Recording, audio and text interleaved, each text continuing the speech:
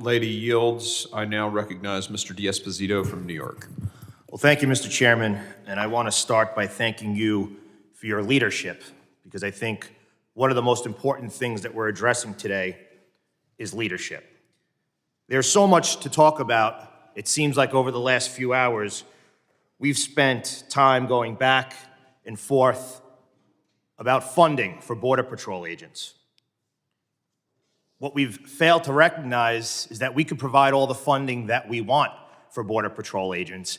They don't want to work for you, Mr. Secretary. I've spoken to them. I've visited the border.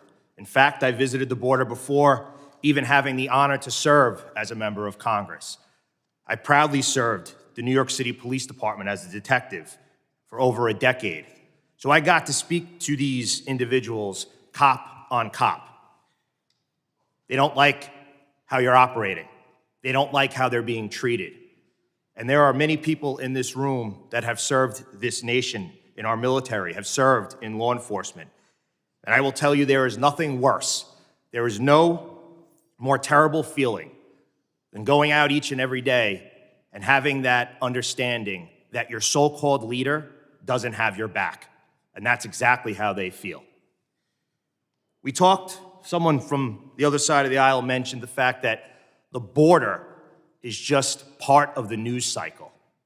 Well, I would have to argue that, and I'm pretty confident that the victims that we've seen of fentanyl overdoses, those that we've seen as victims of crime, of those individuals coming over our border illegally, those that have been captured and now completely at the hand of the cartel, they don't think it's just a news cycle. What it is, it's become a disaster. You mentioned that you believe we have operational control, and you see that operational control in, quote, a lens of reasonableness. Well, I will speak as a New Yorker and tell you that lens stinks, because none of us see it as reasonable. You also mentioned the extraordinary personnel. And again, as many members of this committee have had the opportunity to visit the border, and we've spoken to those brave Customs and Border Patrol agents, and when they are able to speak freely and talk about what they do on a day-to-day basis, when they don't have one of your henchmen standing around making sure they don't say anything terrible about you or about Homeland Security, they tell the truth. And they are doing the best work that they possibly can under a terrible act of leadership. And I will say that we are here today. Your failures, your dereliction of duty, your failure to uphold the oath that you took to protect this homeland, it is not a Democrat issue. It's not a Republican issue. It's an American issue. And when we go back to our home states and we talk to individuals, they don't care what party we're from. You know what they care about? They care about crime increasing in their community. They want people to have the American dream. And I think that's what we're missing here today. We want people to have the American dream. You know what we want? We want them to come through the front door. That's what we're asking. And that's what you're failing to do. So I'm going to bring it back home. Your lack of leadership has created not just the states along the border to be border states. Every state in this great nation has become a border state.